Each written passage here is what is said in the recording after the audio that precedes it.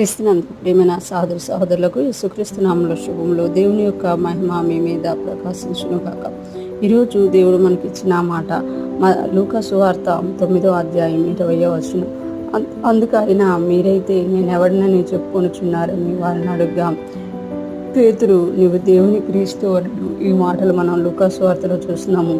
ఈ సందర్భం మనం చూస్తే యేసయ్య తన శిష్యుల్ని అడుగుతున్నారు, నన్ను గురించి లోకంలో ఉన్న వాళ్ళు ఏమని చెప్పుకుంటున్నారు, బయట ఏమని చెప్పుకుంటున్నారు అని చెప్పినప్పుడు ఒకరు ఇలాగా ఒకరు అలాగా చెప్పినట్టు మనం చూస్తాం. 18వ వచనం 18, 19 వచనాలు ఒకసారి చదువుకుందాం.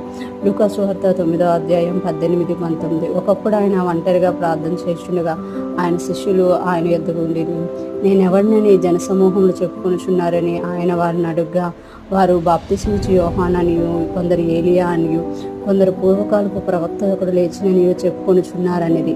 అంటే ఒక్కొక్కలా చెప్పుకుంటున్నారు. యేసయ్యను చూసినప్పుడు జనసమూహంలో ఉన్న టాక్ని ఇక్కడ శిష్యులు తెలియజేస్తున్నామట. అందుకు శిష్యులకు అడుగుతున్నమాట, అయితే మీరేమనుకుంటున్నారు నన్ను గురించి?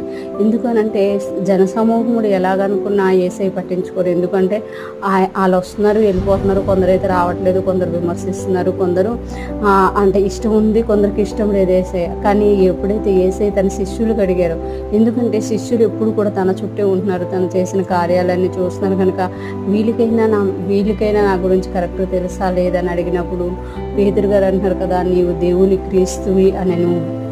ఎందుకనంటే పేతురు గారు దాన్ని గ్రహించారనమాట.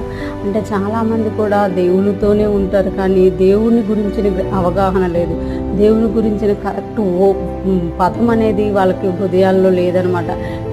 వాళ్ళు కనుకుంటున్నారా, అయితే అలాగే వీళ్ళు కనుకుంటున్నారా, ఇలాగే మనం కూడా చూస్తాము. మన దేశం ఏమంటుంది అని అంటే క్రీస్తుని గురించి అతడు తక్కువ కులాల దేవుడు, లేకపోతే ఇంగ్లీష్ వాళ్ళ దేవుడు అనే ఒక అబద్ధాన్ని మన దేశంలో ఉన్న చాలామంది ఇంకా నమ్ముతున్నారు.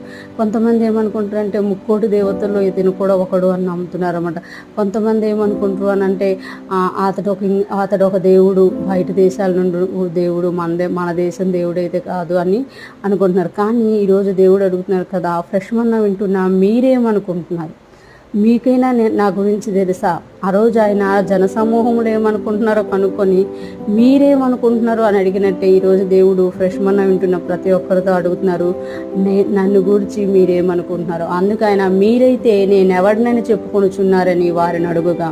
ఫ్రెష్ మన్నా వింటున్న మన అందరినీ కూడా దేవుడు అడుగుతున్నారు కదా, మనము ఎవరమి, మీరు ఎవరని దేవుడు యేసయ్యని ఎవరుగా మీరు చూస్తున్నారు అని రోజు దేవుడు అడుగుతున్నారు. మనం కూడా దేవుణ్ణి రక్షకుడుగా చూస్తున్నామా, స్వస్థపరిచే దేవుడిగా చూస్తున్నామా, లేకపోతే కష్టాలు తీర్చేవాడిగా చూస్తున్నామా, లేకపోతే సొంత ఎక్స్పీరియన్స్ ఏమైనా ఉందా నీ దేవుని గురించి నీకు అనేది ఈరోజు దేవుని యొక్క ప్రశ్న. పేతురు గారు అయితే దేవుని యొక్క మనస్సును తృప్తిపరిచారు, నిజాన్ని చెప్పారు, నువ్వు క్రీస్తువి.